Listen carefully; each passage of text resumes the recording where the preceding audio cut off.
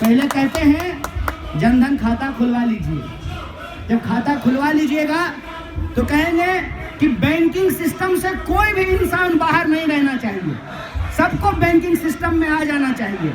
और बैंक की व्यवस्था ऐसी बना दी कि 5 बार से ज़्यादा अगर एटीएम यूज कीजिएगा तो फाइन लगेगा, नया पासबुक लीजिएगा तो पैसा लगेगा, नया चेकबुक लीजिएगा तो पैसा लगेगा।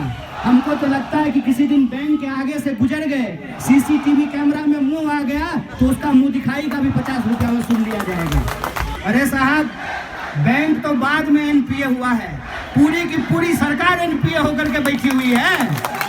तो मैं कहता हूँ प्रधानमंत्री सबसे बड़ा एनपीए का एस्टेट है और इसको बेचने की जरूरत नहीं है, ये अंबानी और अडानी के हाथ में बिका हुआ है। अभी मेरा है, मेरी संपत्ति है।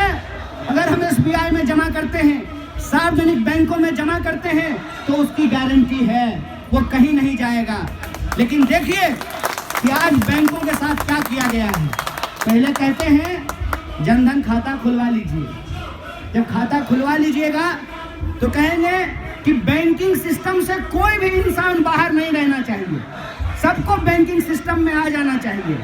और बैंक की व्यवस्था ऐसी बना दी कि 5 बार से ज़्यादा अगर एटीएम यूज कीजिएगा तो फाइन लगेगा, नया पासबुक लीजिएगा तो पैसा लगेगा, नया चेकबुक लीजिएगा तो पैसा लगेगा।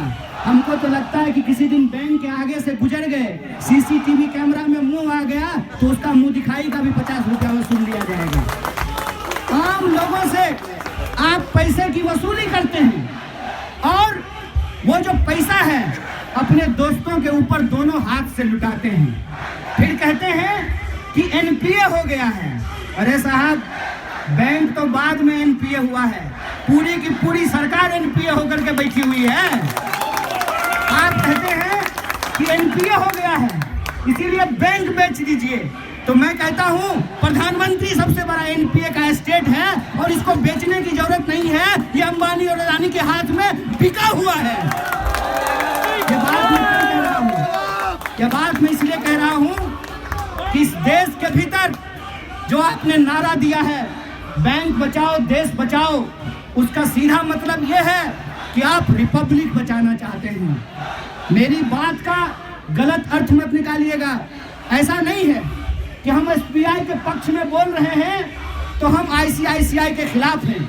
लेकिन मेरा अपना अनुभव यह है कि अगर एम्स नहीं होगा तो फोर्टिस में बेड नहीं मिलेगा, अगर सरकारी स्कूल नहीं होंगे तो निजी स्कूल से कंपटीशन नहीं करेगा, अगर सरकारी बैंक नहीं होगा तो मेरी इस बात को नोट करके रखिए। अभी जब जाते हैं आईसीआईसीआई में तो गार्ड सलाम ठोकता है ना, अगली बार अगर धक्का नहीं मारा तो फिर मुझे कह दीजिएगा।